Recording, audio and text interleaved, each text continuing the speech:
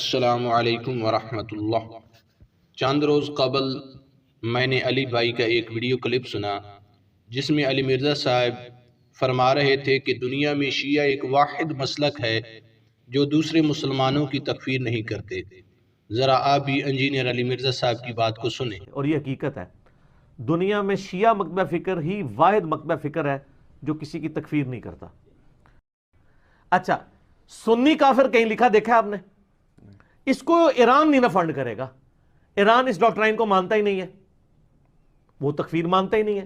وہ تو خامنائی صاحب کا فتویٰ موجود ہے کہ اگر سعودی حکومت آپ کو مجبور کرے کہ آپ ہاتھ باندھ کے نماز پڑھیں تب بھی امام کعبہ کے پیچھے نماز ہاتھ باندھ کے پڑھیں۔ اور یہاں پہ پاکستان میں کروڑوں بریلوی جو امام کعبہ کے پیچھے نماز نہیں پڑھتے، میں خود نہیں پڑھی جو میں بریلوی سا،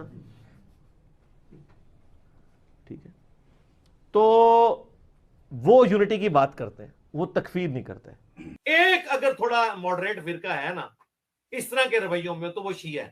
وہ امام کعبہ کے پیچھے نماز بھی پڑھتے ہیں، وہ اپنے عقیدوں میں تو سخت ہیں لیکن مسلمانوں کی تکفیر نہیں کرتے۔ میں بڑا حیران ہوا کہ یہ کیسے ہو سکتا ہے۔ یہ بہت بڑی بات ہے کہ شیعہ دوسرے مسلمان بھائیوں کی تکفیر نہیں کرتے۔ جب میں نے تحقیق کی اور سابقہ شیعہ دوستوں سے پوچھا تو بات بالکل اس کے برعکس نکلی۔ علی مرزا صاحب جن کا دعویٰ ہے کہ ہم علمی کتابی ہیں، وہ علماء پر اعتماد نہیں کرتے، وہ خود کتابیں پڑھتے ہیں، خود چیزوں کو دیکھتے ہیں، تو انہوں نے شیعہ کے مولویوں پر اندھا دھند اعتماد کیسے کر لیا، حالانکہ ان کے پاس ان کے مذہب میں تقیہ بھی موجود ہے۔ شیخ صدوق جو بنیادی 4 کتابوں میں سے ایک کتاب من لا یحضر الفقیہ کے مصنف ہے، وہ اپنی کتاب اعتقادات میں فرماتی ہیں تقیہ کے بارے میں ہمارا عقیدہ ہے کہ یہ واجب ہے، اس کا ترک کرنا تارک نماز کی مانند ہے۔ جو حضرت امام مہدی علیہ السلام کے آنے سے پہلے تک تقیہ ترک کرے گا وہ دین خدا یعنی مذہب امامیہ سے خارج ہو جاتا ہے۔ میں حیران ہوں علی مرزا پر۔ وہ کم از کم شیعہ کی بنیادی کتاب اصول کافی بھی پڑھ لیتے، جس میں کتاب حجت کے نام پر پورا ایک جز ہے، جس میں تقریباً 140 ابواب ہیں جو امامت کے بارے میں ہیں۔ کچھ ابواب کے نام میں آپ کے سامنے پیش کر دیتا ہوں۔ ایک باب کا نام ہے خدا کی حجت، بندوں پر بغیر امام تمام نہیں ہوتی۔ اگر روئے زمین پر صرف 2 آدمی ہوں تو ایک حجت خدا ہوگا۔ فرض اطاعت ائمہ علیہ السلام۔ ائمہ علیہ السلام ہادی ہیں، ائمہ علیہ السلام نور خدا ہیں، ائمہ علیہ السلام ما کان ما یکون کا علم رکھتے ہیں۔ یہ ان ابواب کے نام ہیں۔ غرض کے اصول کافی میں ایک باب ہے جس باب کا نام بنی الاسلام علی 5، اسلام کی بنیاد 5 چیزوں پر ہے، جس میں نماز، زکوٰۃ، صوم، حج اور ولایت پر سب سے زیادہ زور دیا گیا ہے۔ اور وہ کہتے ہیں اسلام اس شان سے کسی چیز کے ساتھ نہیں پکارا گیا جتنا ولایت کے ساتھ۔ چند احادیث میں آپ کے گوش گزار کرتا ہوں۔ حضرت امام صادق علیہ السلام نے فرمایا اسلام کے بنیادی 3 پتھر ہیں، نماز، زکوٰۃ، ولایت۔ امام باقر علیہ السلام سے ایک اور حدیث آتی ہے کہ امام باقر علیہ السلام نے فرمایا اسلام کی بنیاد 5 چیزوں پر ہے، نماز، زکوٰۃ، صوم، حج اور ولایت، اور اسلام کی سب سے نمایاں چیز ولایت ہے۔ لوگوں نے 4 کو لے لیا اور ولایت کو چھوڑ دیا۔ الغرض اس باب میں آپ کو بہت ساری احادیث مل جائیں گی کہ اسلام کی بنیاد 5 چیزوں پر ہے، ان میں افضل امامت ہے۔ ان کے پاس جس طرح عقیدہ نبوت منصوص من اللہ ہے، من جانب اللہ ہے، اسی طرح عقیدہ امامت بھی منصوص من اللہ من جانب اللہ ہے۔ جس طرح عقیدہ نبوت کا انکاری کافر ہے، اسی طرح عقیدہ امامت کا انکاری بھی کافر ہے۔ اب آپ کے سامنے ان کے متقدمین سلف صالحین اس عقیدہ امامت کے بارے میں کیا فرماتے ہیں۔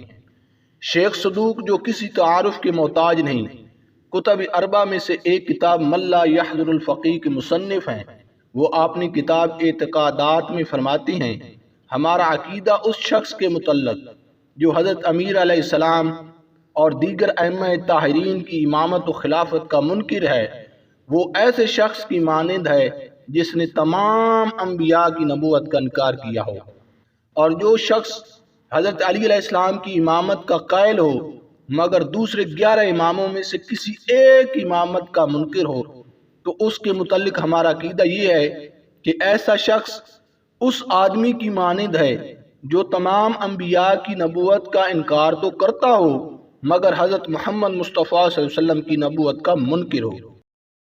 شیخ صدوق نے تو یہاں تک لکھا ہے جس شخص نے ان حضرات کی عصمت کا بھی انکار کیا وہ ان کے مرتبے اور شان سے جاہل ہے اور جو ان سے جاہل ہے وہ کافر ہے۔ اس کے بعد آ جاتے ہیں شیخ طوسی، شیعہ کی بنیادی 4 کتابوں میں سے 2 کتابوں کے مصنف، الاستبصار اور تہذیب الاحکام کے مصنف۔ وہ اپنی کتاب الرسائل العشر میں لکھتے ہیں کہ ہمارے جو دین کی ارکان ہیں وہ 5 ہیں، جو اس کو پہچانتا ہے وہ مومن ہے، جو اس کو نہیں پہچانتا وہ کافر ہے، جس میں سب سے پہلے توحید، عدل، نبوت، امامت اور معاد شامل ہے۔ اس کے بعد آ جاتے ہیں شیخ مفید، شیعہ کے بہت بڑے مجتہد۔ وہ اپنی کتاب اوائل المقالات میں لکھتے ہیں کہ امامیوں کا اس بات پر اتفاق ہے یعنی اجماع ہے جس نے بھی ایک امام کا انکار کیا جس کی اطاعت کرنا اللہ نے واجب قرار دی ہے تو وہ بندہ کافر ہو جاتا ہے اور وہ اس چیز کا مستحق ہے کہ وہ جہنم میں ہمیشہ رہے۔ اس پر امامیوں کا اجماع ہے۔ شیخ مفید مزید اپنی کتاب المقنۃ للشیخ المفید میں کیا لکھتے ہیں کہ کسی اہل ایمان مومن کے لیے جائز نہیں کہ وہ غسل دے امر ولایت میں حق کے منکر کو، یعنی جو امامت کا انکار کرتا ہے اس کو غسل بھی دیا نہیں جا سکتا اور نہ ہی اس کی نماز جنازہ پڑھے۔ اگر اس کو ضرورت کے تحت بلایا جاتا ہے تو یقیناً غسل دے سکتا ہے لیکن وہ کسی کو پتہ نہ چلنے دے کہ وہ بندہ تقیہ کر رہا ہے، اور اگر نماز پڑھتا ہے تو اس پر نماز میں لعنت بھیجے، اس کے لیے نماز میں دعا نہ کرے۔ انا للہ و انا الیہ راجعون۔ اس پر 4 چاند شیخ طوسی نے تہذیب الاحکام میں لگائے جو کسی بھی تعارف کے محتاج نہیں۔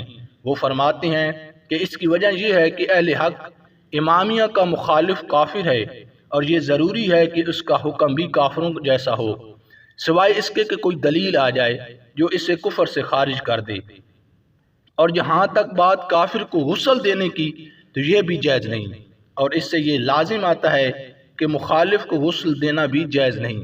رہی بات اس پر نماز جنازہ پڑھنے کی تو یہ ویسے ہی ہے جیسے منافقین پر اللہ کے نبی اور ائمہ نے نماز پڑھی۔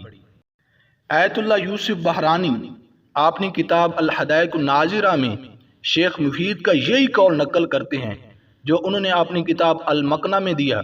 یوسف بحرانی مزید فرماتے ہیں، میں کہتا ہوں میرے نزدیک یہ قول حق ہے اور حقیقت ہے، اس میں بہت سارے اخبار موجود ہیں جو مخالفین کے کافر ہونے، ان کے مشرک ہونے اور ان کے ناسبی ہونے اور ان کے نجس ہونے کے بارے میں موجود ہیں۔ آیت اللہ حسین نجفی جواہر الکلام فی شرح شرائع الاسلام میں بیان کرتے ہیں کہ اس بات پر تواتر ہے جو ہمارے مخالفین ہیں یعنی غیر امامی اثنا عشری ہیں ان پر لعنت کرنا، ان کو برا بھلا کہنا، ان کو گالیاں دینا، ان کی تکفیر کرنا، اور یہ کہ وہ اس امت کے مجوسی ہیں اور نصارہ سے زیادہ شریر اور کتوں سے زیادہ نجس ہے۔ انا للہ و انا الیہ راجعون۔ علامہ باقر مجلسی اپنی کتاب حق الیقین میں اپنے علماء کے عقائد اور فقہاء کے عقائد لکھتے ہیں، بیان کرتے ہیں اور تمام ائمہ کی احادیث لاتے ہیں جس میں یہ ثابت کیا جاتا ہے کہ امامت کو جو نہیں مانتا وہ کافر ہے، اور آخر میں شیخ مفید کا قول نقل کیا۔ انہوں نے فرمایا کہ امامیہ کا اس بات پر اجماع ہے کہ امامت اصول دین سے ہے، جو امامت کا انکار کرتا ہے وہ کافر ہے۔ امام خمینی نے اپنی کتاب 40 میں لکھا کہ جو امامت کا انکار کرتا ہے وہ کافر ہو جاتا ہے۔ من لا یحضر الفقیہ کی حدیث، جو امام کا انکار کرتا ہے وہ اللہ سے بری ہے اور دین سے بری ہے، وہ کافر مرتد ہے، کیونکہ امام اللہ کی طرف سے ہوتا ہے اور دین اللہ کا ہے۔ جو دین کا انکار کرے وہ کافر ہو جاتا ہے۔ روضۃ المتقین میں اس حدیث کی شرح کرتے ہوئے علامہ باقر مجلسی کے والد تقی مجلسی لکھتے ہیں کہ اس میں عالم اور جہل کے درمیان بھی فرق نہیں۔ علامہ تقی مجلسی کہتے ہیں، جاننے والا ہو یا نہ جاننے والا، دونوں صورتوں میں کافر ہے، ہمیشہ ہمیشہ جہنم میں رہے گا۔ بنیادی فرق ہے بیٹا، وہ آپ شاید سمجھیں یا نہ سمجھیں، وہ مسئلہ امامت، جس کی وجہ سے شیعہ حضرات نا اپنے آپ کو امامیہ کہتے ہیں فخر سے کہ ہم امامیہ، ہمارے علاوہ اس امت میں کوئی امامیہ گروہ نہیں۔ امامیہ وہ کہتے ہیں کہ اللہ کے رسول سے پہلے جس طرح نبی آتے تھے، اللہ مقرر کرتا تھا، غلطی نہیں کرتے تھے، 100% ان کے پاس دین کا علم ہوتا تھا، اسی طرح حضور کے بعد اب نبی نہیں مگر ایسے آدمی اللہ تعالیٰ چنتا رہتا ہے، ان کو خود مقرر کرتا ہے، وہ امام کہلاتے ہیں، ہوتے نبی کی طرح، وہ غلطی نہیں کرتے، ایک بھی مسئلہ دین کا ایسا نہیں جو وہ جانتے نہیں، لوگ نہیں انہیں بناتے، نہ وہ پڑھ کر بنتے ہیں، وہ اللہ کی طرف سے اسی طرح علم لیتے ہیں جس طرح نبی لیتا، کوئی فرق نہیں اس میں اور نبی میں، صرف نام کا فرق ہے کہ اب نبی نہیں انہیں کہہ سکتے۔ یہ جو عام شیعہ حضرات ہیں وہ 12 کو کہتے ہیں کہ علی علیہ السلام سے لے کر امام مہدی تک 12 امام اللہ نے مقرر کی، اس لیے یہ امامیہ کہلاتے ہیں کہ جو ان کو نہیں پہچانتا، نمازیں پڑھے، تہجدیں پڑھے، وہ بالکل دوزخی ہے، جہنمی ہے، اس نے وقت کے امام کو ہی نہیں پہچانا، اس کی بات کیا؟ یہ مسئلہ ہے جس سے سنی اور شیعہ جدے جدے ہو گئے۔ بات صرف یہ طے کرنی ہے کہ واقعی رسول اللہ کے بعد بھی کوئی ایسا منصب اس امت میں ہے کہ اللہ کے چنے ہوئے اور اللہ علم دیتا، اگر تو ایسے ہیں تو باقی جیسے پھر نبی کو نہیں کوئی شخص پہچانتا اپنے دور کے، اس کے اعمال ضائع ہو جاتے ہیں۔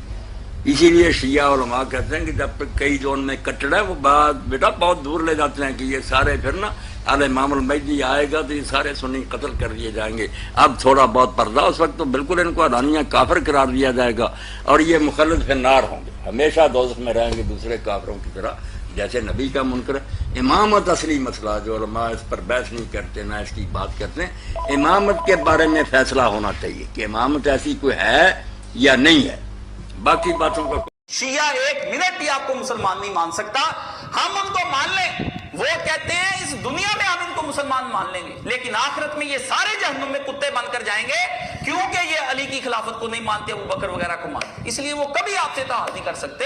یہ میں جانتا ہوں، مولانا نے بھی شیعت کی اخیر پڑھ لی تھی تو میں تو جا کے ہو آیا ہوں، سارا میں نے ان کا کچا چٹا سارا دیکھ لیا۔